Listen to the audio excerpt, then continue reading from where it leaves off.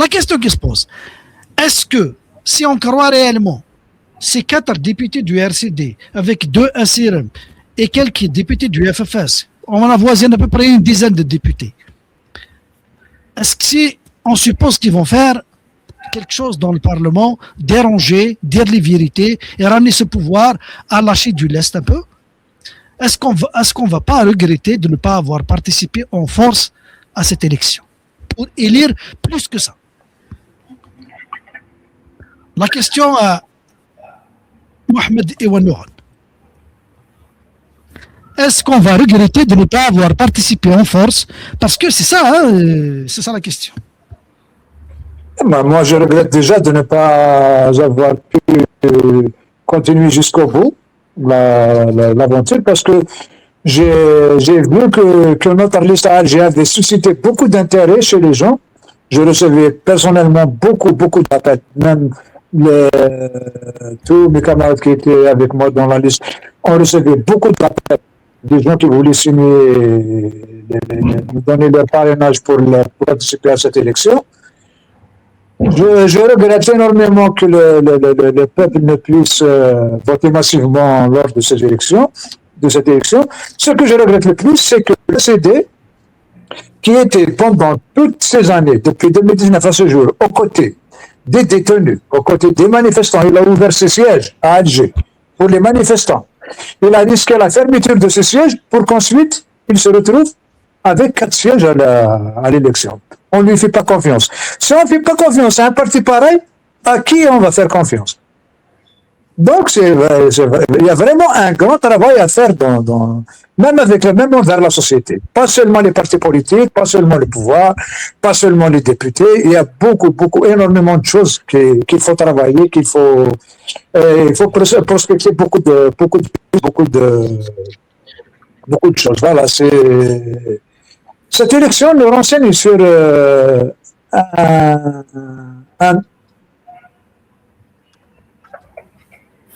une espèce de désert, quoi, qui s'est abattu sur ce pays. Je ne sais pas pourquoi. Bon, il y a eu. Est-ce que ça veut dire que il y a eu la décennie des années 90. Ça s'explique. Il y a eu beaucoup de morts, beaucoup de sang. Donc les gens ont démissionné. Ça s'expliquait énormément, largement. Il y a eu le printemps noir kiff. Ça peut expliquer la démission des gens. Le Hirak, il y a eu des détenus. Alhamdoulilah, il n'y a pas eu de mort. Il y a des détenus. Mobilisons-nous pour libérer ces détenus. Apparemment, je ne vois pas une mobilisation. Même comme ça, même un soutien moral, je ne vois pas un soutien massif pour les détenus d'opinion.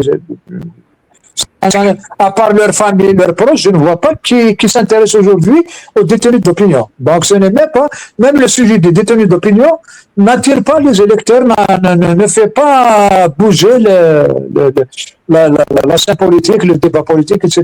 Donc, certainement, il faut s'asseoir, discuter, ouvrir le dialogue et chercher des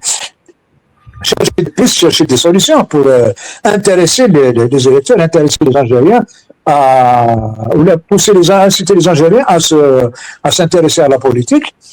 Mais sincèrement, je ne peux pas vous donner la solution. Belek Jamel, il pourra nous donner un avis sur cette question. Il est mieux placé que moi. Moi, je suis journaliste, je ne suis pas vraiment un militant de terrain. Ouais. Moi, je suis un observateur. Est-ce que réellement, la question que j'ai posée à Mohamed, il se pose aussi, donc vous pouvez répondre, mais un complément à cette question-là, selon ce que Mohamed a développé, est-ce que ça veut dire que le peuple, il cherche, comme il n'adhère pas, il a donné 4 sièges au RCD, il veut rien savoir. Et même les FFS, même les autres, il veut rien savoir. Il n'y a pas de mobilisation, il n'y a pas de participation. Est-ce que ça veut dire que le peuple, il cherche d'autres partis, d'autres voix, de nouvelles voix, qui vont le représenter dans les institutions ou d'autres voix d'organisation, tout ça. Est-ce que ça s'explique comme ça? Écoutez, quand même, des partis démocratiques comme le RCD, probablement aussi le FFS, et d'autres ne peuvent proliférer, ne peuvent survivre que dans une atmosphère de débat. L'absence de débat marginalise ces partis-là. Et il faut restaurer le débat. Or, depuis quelques années, depuis le Hirak à ce jour, il y a un recul de toutes les libertés. Un recul au niveau des libertés, au niveau du débat dans la société, etc. Ce qui fait que les partis sont devenus exsangues. Et la population, évidemment, n'adhère plus parce qu'elle n'est pas irriguée par des idées, par des débats, etc. Ce qui rend cette élection-là vraiment indispensable, elle va nous permettre de restaurer le débat à l'intérieur des institutions. Vous ne pouvez pas vous imaginer, il suffit de 15, une vingtaine de députés à l'Assemblée nationale pour qu'ils jouent le rôle tribuniciaire de l'Assemblée nationale est extrêmement important parce qu'ils traversent la société. Quand des députés sont là, ils débattent, ils défendent surtout les libertés démocratiques. On n'est plus dans le député doit, en tous les cas, les députés de partis démocratiques doivent avoir une vingtaine d'heures, c'est pas plus. Il faudrait qu'ils restaurent cette histoire-là de débat démocratique à l'intérieur des institutions. Il faut terrasser, il faut revenir au BABA parce que un grand nombre des acquis démocratiques qui ont été arrachés au plus fort sont aujourd'hui devenus obsolètes. Il faudrait donc repartir à zéro, d'où l'importance de la tribune de l'Assemblée nationale. Mais je vais faire l'avocat du diable. Imaginez, vous avez plus de 20 députés de l'opposition entre RCD, FFS, les listes indépendantes qui vont proposer un projet de loi pour réformer l'article 87 bis et le rendre moins terrorisant. Est-ce que vous pensez que le président, parce qu'à la fin, le président, s'il ne le signe pas, n'est pas publié dans le journal officiel, il ne devient pas effectif. Est-ce que vous pensez que le président va respecter la volonté du Parlement de signer cet amendement de l'article 87 bis s'il advient, si on arrive à aboutir à cela? C'est parce que les citoyens, c'est comme ça qu'ils justifient leur boycott. Ils vont vous dire, ok, d'accord, les députés vont faire quelque chose, mais au lieu, la présidence va faire barrage. Et ben, il ne sera pas appliqué, il ne sera pas signé, il ne sera pas publié dans le journal officiel. Ce genre d'amendement n'aboutissent très rarement à la présidence de la République. Pourquoi? Parce que vous pouvez, on va évidemment ramasser 20 signatures de députés qui permettent donc de proposer un amendement. On appelle ça un projet de loi d'abrogation de l'article 87 bis.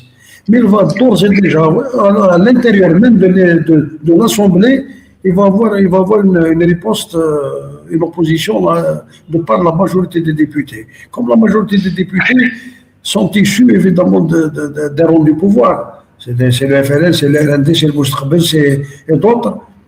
Et donc la loi ne passera pas, c'est-à-dire ne sera même pas inscrite à l'ordre du jour. Elle sera bloquée au niveau déjà du bureau de l'Assemblée nationale. Ça a toujours été le cas. C'est pas force, on était des députés, on était de la minorité. Beaucoup de gens disent que les députés ne proposent pas des lois. Personnellement, j'ai participé à des initiatives, il doit y avoir une 80 ou 100 projets de loi, mais ils n'ont jamais abouti parce qu'on a beau ramasser les 20 signatures. Mais il faudrait aussi que l'Assemblée accepte d'inscrire la proposition au niveau de l'Assemblée. Ça bloque. Vous pouvez la faire passer au niveau de la première chambre, l'Assemblée nationale, et elle risque aussi d'être bloquée au niveau du Sénat. C'est tout un parcours du combattant. De là à ce qu'elle arrive jusqu'au président de la République, c'est loin de la coupe aux lèvres, comme on dit. À mon avis, bien sûr, il faut tenter, parce que ça permet de débattre sur la question non sinon, ça permet de créer un débat dans la société, dans les médias, etc. C'est ça, c'est la tribune, elle est très très importante, même si on n'aboutit pas tout de suite, néanmoins, on a suscité le débat, on a sensibilisé la société, et la société, quand elle s'empare de cette question-là, dans l'espace public, et c'est ça qui crée le rapport de force qui permet au président de la République, en tous les cas aux décideurs, évidemment, peut-être d'agir et de l'abroger, et de trouver les moyens juridiques ensuite de l'abroger. C'est ça, tu crées une situation de rapport de force dans la société à partir d'une tribune officielle. Et c'est comme ça. Mais si on est absent dans toutes les institutions, c'est fini. Maintenant, la presse, évidemment, elle n'existe plus. Elle a été laminée. C'était bon, il y a encore les réseaux sociaux, heureusement, mais il faudrait un cadre officiel de telle manière à entraîner l'opinion publique pour défendre telle ou telle opinion et agir sur les décideurs. L'article 87 bis ne peut être évidemment abrogé que s'il y a unanimité dans la société, que la société exprime cette volonté-là, mais c'est une contrainte, qu'elle ne participe pas de la démocratie, qu'elle ne participe pas, y compris de la cohésion nationale, etc. Et c'est ça qui doit être mis en avant. L'Assemblée nationale, on n'a pas besoin d'être majoritaire pour faire avancer des idées, au moins ça. Et on est dans une conjoncture de reflux démocratique, de reflux de l'alternative démocratique. Nous avons besoin de ces institutions pour relancer la machine, pour terrasser et reconstruire. On est dans une phase de résistance et on va être dans une phase de reconstruction de la perspective démocratique. Merci, c'est vrai, parce que nous assistons à une mentalité qui est qui se positionne de manière binaire, le 0 ou le 1. On change ou on ne change pas. Mais vous apportez une troisième voie, c'est de créer le débat. Parce que malgré qu'on ne change pas, mais le débat, il est là, il faut le construire. C'est comme ça qu'on va peut-être arriver à provoquer le changement. Si j'ai bien résumé ta pensée, Jamal.